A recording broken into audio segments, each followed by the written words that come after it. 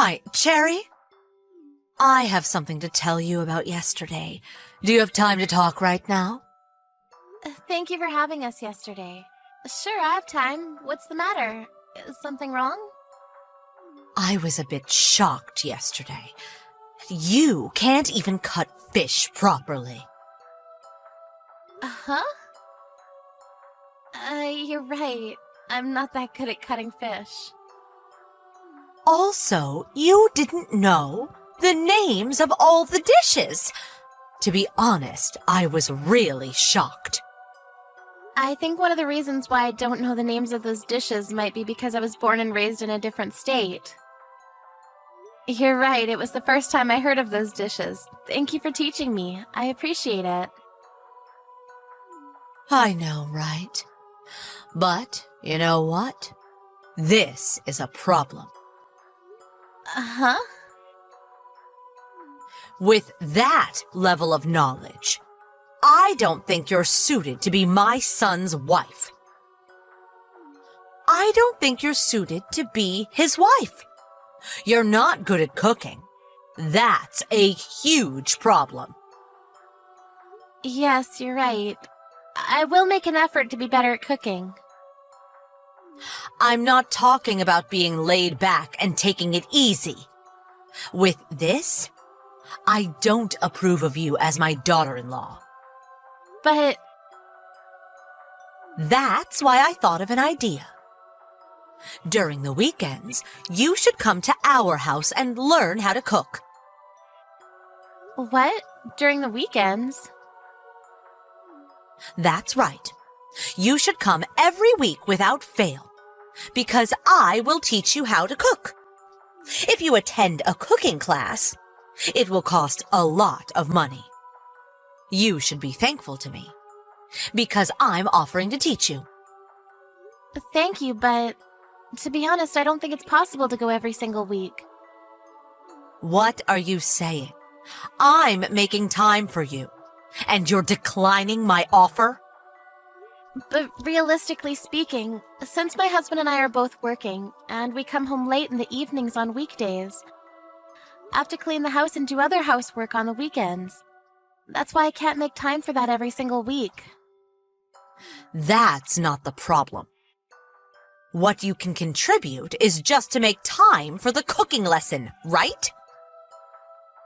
I mean, there are times when my husband cooks for dinner, so since that's the case, I think it would be better to have my husband take the lesson with me. Huh? You're making Jim cook?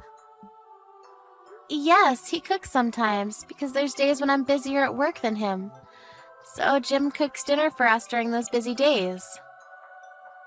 Even though it's not right to ask Jim to make time for the cooking class during the weekends, right? He's exhausted from his work during the weekends. I'm in the same situation as Jim, too. If you really want to teach me how to cook no matter what, I will schedule my time so I can go on days when Jim can go, too. How selfish. Who do you think your husband is? Jim is the breadwinner of the family. You should sympathize with him at least a little. Even if you say that, I earn more than him, so... What? There's no way you're earning more than him. It's rare for the wife to earn more than the husband. It might just be because the company I work for pays well, but I earn more than Jim, and I might not have told you yet about this, but I'm the one who's been sending you the allowance needed for your daily expenses. Is that so? I didn't know that. You didn't know that too? With that said, I really don't think that I should be the only one who needs to learn to cook. Of course, I'm thankful for you offering to teach me how to cook, and I am aware that I'm not good at cooking, so I would appreciate it if you can teach me how to cook when I have the time, but it's impossible for me to do every single week. You're making fun of Jim, aren't you? Huh? I never said such a thing. Why do you think that? You mentioned that you earn more than Jim.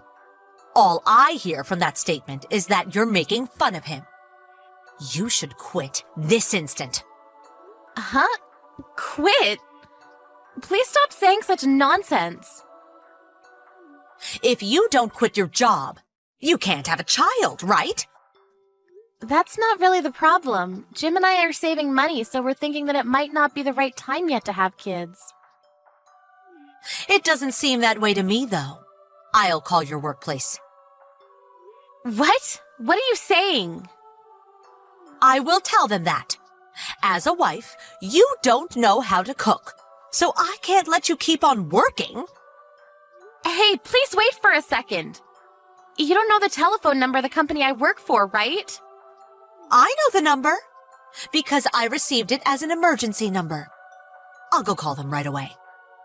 Even if you do that, there's no point in doing it. It will only be a nuisance to the company, so could you please stop? I won't stop. It's a punishment for being stubborn with your mother-in-law.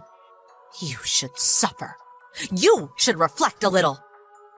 I don't understand what you're saying, but didn't I just say that I can't go every single week?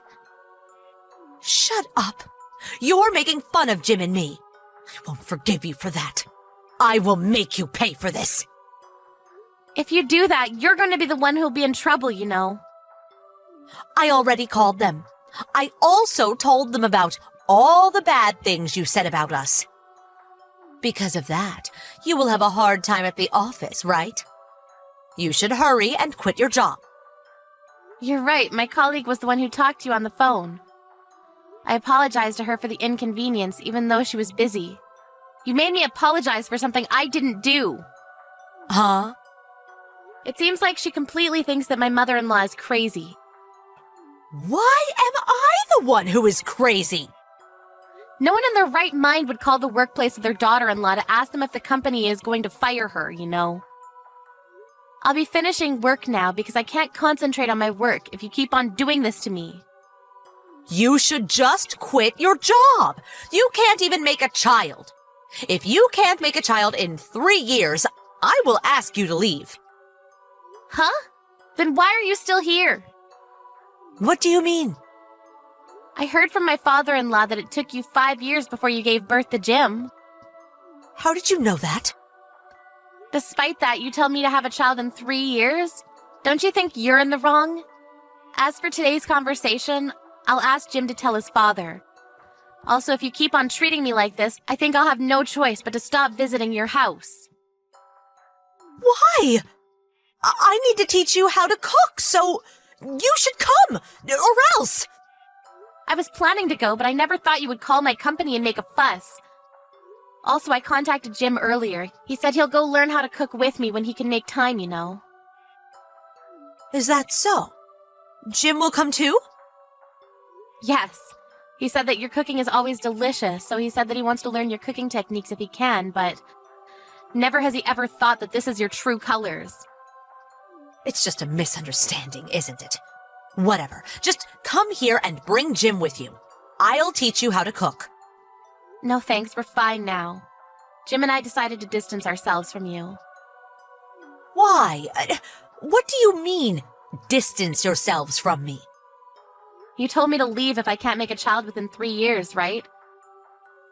It's almost 3 years since Jim and I have been together, so I'm thinking of staying away from you.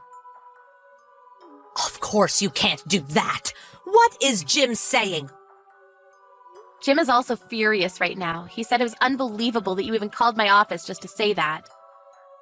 I was wrong for doing that, but I just wanted to see the face of my grandchild, and I thought that stress from work might be bad for your health. Isn't your husband tired of you because you take such forceful actions? My husband? There's no way he would say such a thing. Because he's always silent and doesn't complain. Just like how you're treating me right now, all your words and actions that hurt me. My father-in-law was the one who kept on apologizing on your behalf. I didn't know that. He did that for me? I think it's more like he's doing it for his family, though. Where is my husband? He's not in our room. Did you take him somewhere? The 3 of us decided to eat out tonight. He'll probably be able to relax a little since the noisy one's not around. What about me? Take me with you! How about you just stay at home and cook those dishes that you've been bragging so much about? After that, Victoria tried calling Sherry and Jim, and of course her husband, but no one answered her calls. So she ended up eating supper all by herself. When her husband arrived home later in the evening, he pretended to not see Victoria and ignored her. So Victoria finally apologized. She was told that he won't listen to her if she doesn't apologize to Cherry, so even though Victoria doesn't want to apologize, she decided to go and apologize to Cherry. Apparently, she's thinking of cooking her signature dish that she's very proud of to bring with her to Cherry and Jim's house to apologize to them.